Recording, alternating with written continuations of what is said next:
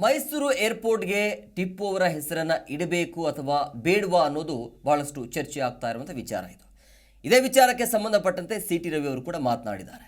ಮೈಸೂರು ಏರ್ಪೋರ್ಟ್ಗೆ ಟಿಪ್ಪು ಹೆಸರಿಡಿರುವ ಒಂದು ವಿವಾದ ಅಥವಾ ವಿಚಾರಕ್ಕೆ ಪ್ರಸಾದ್ ಅಬ್ಬಯ್ಯ ಅವರೇ ನಿಮ್ಮ ಮನೆಗೆ ಟಿಪ್ಪು ಹೆಸರನ್ನು ಇಟ್ಕೊಳ್ಳಿ ಅಂತ ಚಿಕ್ಕಮಗಳೂರಿನಲ್ಲಿ ಬಿಜೆಪಿಯ ನಾಯಕ ಸಿ.ಟಿ. ರವಿ ಹೇಳಿಕೆಯನ್ನು ಕೊಟ್ಟಿದ್ದಾರೆ. ನಿಮ್ಮ ಊರಿನ ಬೀದಿಗೂ ನೀವು ಟಿಪ್ಪು ಸುಲ್ತಾನ್ ಹೆಸರನ್ನು ಇಡೋದಿಲ್ಲ, ಕಾಂಗ್ರೆಸ್ಗೆ ಅಭಿಮಾನ ಇದ್ದರೆ ನಿಮ್ಮ ಕಚೇರಿಗೆ ಇಟ್ಕೊಳ್ಳಿ ಅಂತ ಈ ರೀತಿಯಾಗಿ ಹೇಳಿಕೆಯನ್ನು ಕೊಟ್ಟಿದ್ದಾರೆ.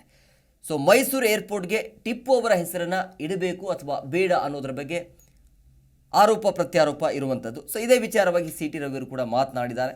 ಪ್ರಸಾದ್ ಅಬ್ಬಯ್ಯ ಅವರ ವಿರುದ್ಧವಾಗಿ ಪ್ರಸಾದ್ ಅಬ್ಬಯ್ಯ ಅವರೇ ನಿಮ್ಮ ಮನೆಗೆ ಟಿಪ್ಪು ಹೆಸರನ್ನು ಇಟ್ಕೊಳ್ಳಿ ಅಂತ ಈ ರೀತಿಯಾಗಿ ಹೇಳಿಕೆಯನ್ನು ಕೊಟ್ಟಿರುವಂಥದ್ದು.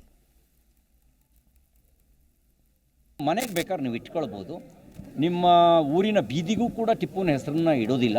ಅಂದರೆ ಕನ್ನಡದ ಆಡಳಿತ ಭಾಷೆ ಬದಲಿಗೆ ಪಾರ್ಸಿ ಭಾಷೆಯನ್ನು ಹೇರಿದವನನ್ನು ಯಾರೂ ಕೂಡ ತನ್ನ ಏರ್ಪೋರ್ಟಿಗೆ ಇಡೋದಿಲ್ಲ.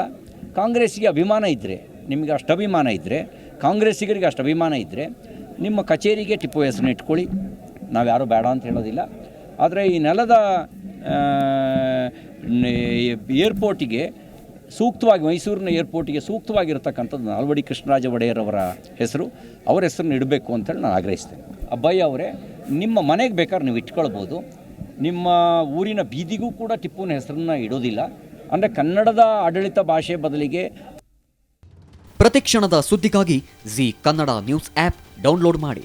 Live TV, latest updates, entertainment, lifestyle, technology ಸುದ್ದಿ ನಿಮ್ಮ ಅಂಗೈಯಲ್ಲಿ.